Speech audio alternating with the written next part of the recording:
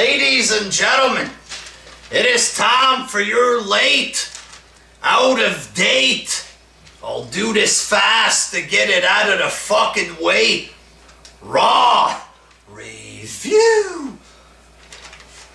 Very bad, very boring once again there. It's just getting fucking cheap.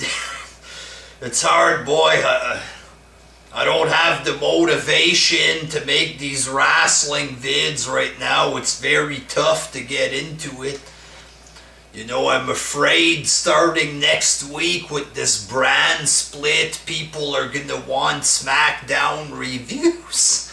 All of this shit there, and wrestling is just bad. It's so, like, boring and not fun to talk about or anything. It's pointless. It's a waste of fucking time there. It's just hard, really fucking hard there, and I'm not even in the mood to do this. I just want to get it out of the fucking way so I can move on with my life there. First match, there was an Intercontinental title #1 contenders battle royal, and Darren Young won the battle royal, so it was pretty obvious when Backlund was out there, you know what I mean, but it was alright, I guess. I have no problem with Darren Young, so if he wins the IC belt, you know, the belt isn't worth fuck all anymore, so does it really matter who wins this fucking belt there at this point? Second match, Sheamus defeated Zack Ryder. After the match, Rusev attacked Ryder to fight him for the US title or whatever.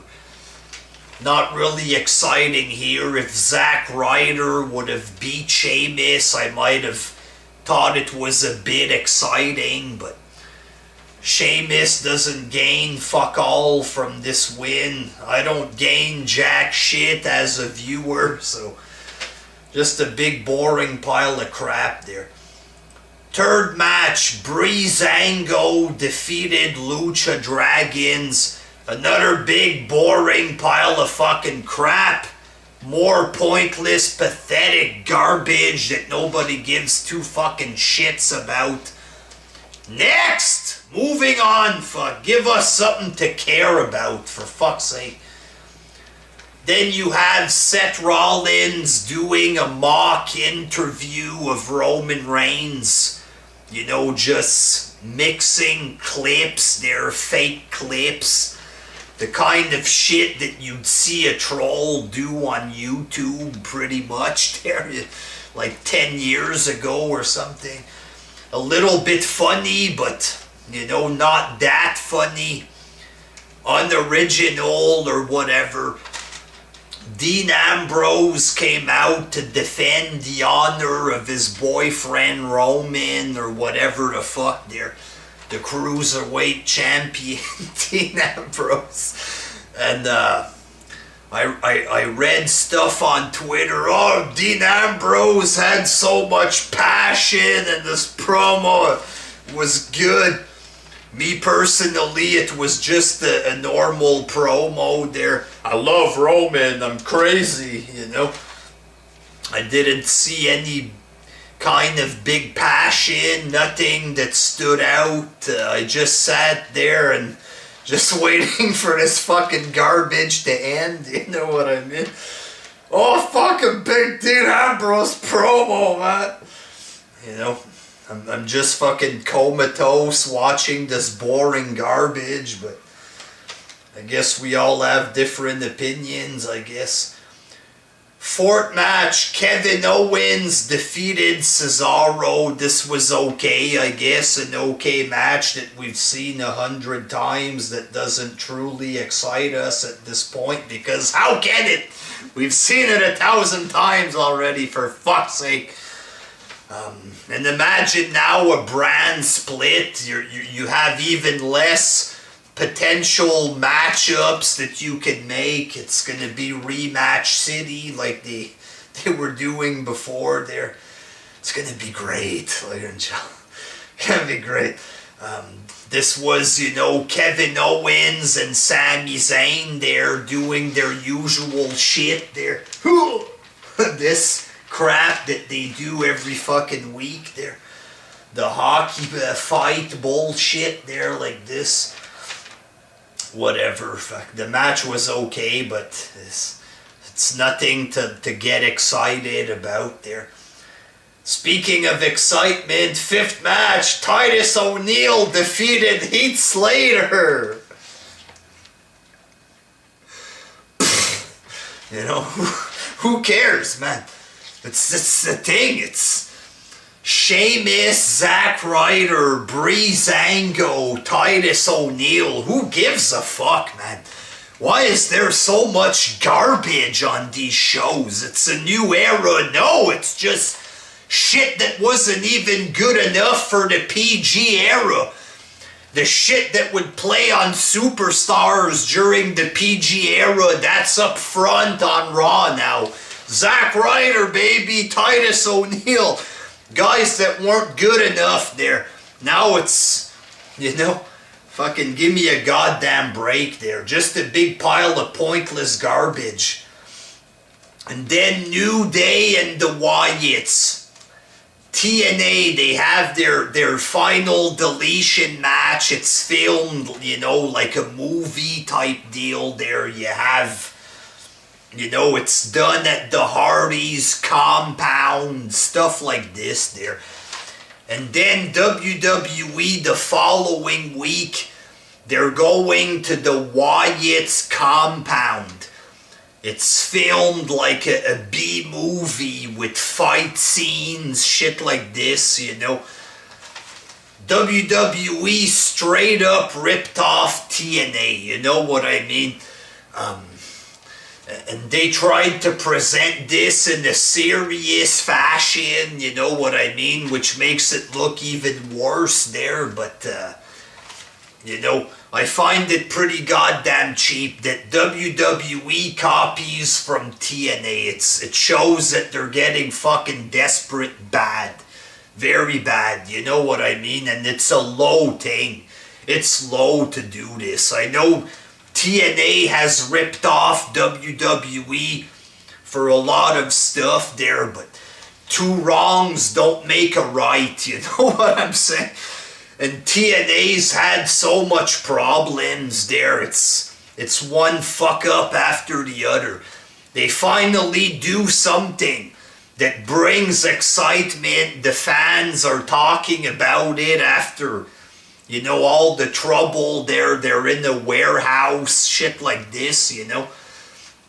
They have fucking skinheads. They have to have skinheads fucking putting money into the company there because they're fucking broke, but whatever. So many fucking problems. They finally do something that works a bit for them, and WWE has to rip that off. You know, that's pretty fucking cheap there.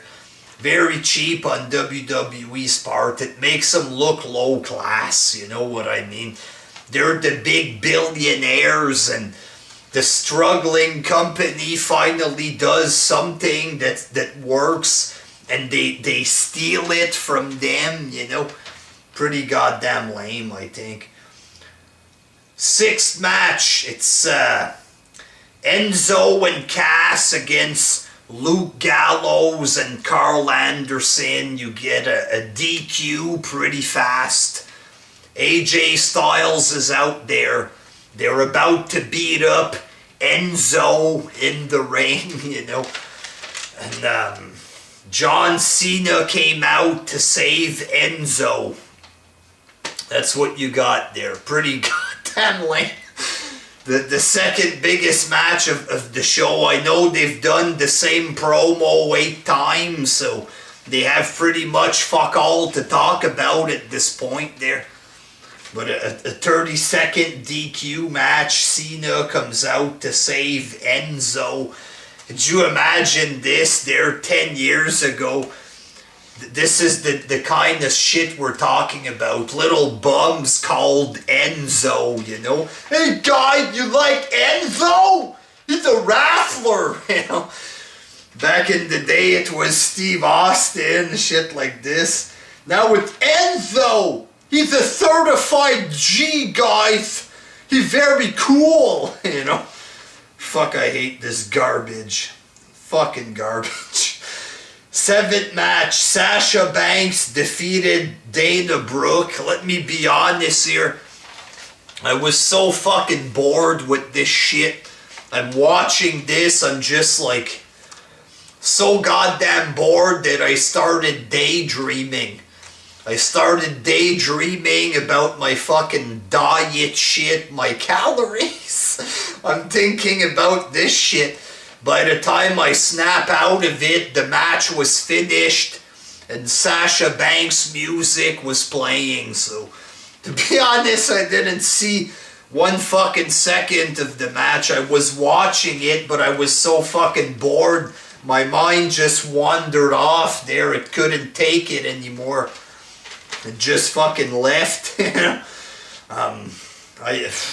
So I can't give you a match review there.